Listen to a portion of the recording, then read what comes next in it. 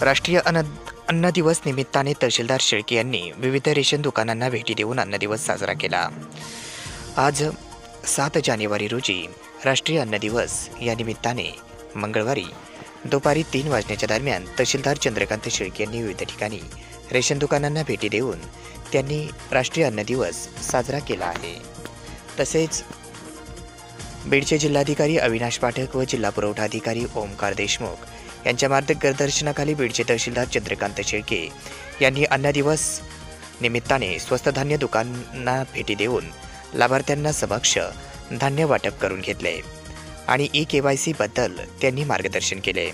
आज मंगळवार दिनांक 7 जानेवारी रोजी अन्न दिनाच्या निमित्ताने बीड तालुक्यातील स्वस्त धान्य दुकानात शिधापत्रिकाधारक यांना धान्य वितरण करून अन्न दिवस उत्साहात तहसीलदार चंद्रकांत शेळके यांच्या उपस्थितीत साजरा करण्यात आला।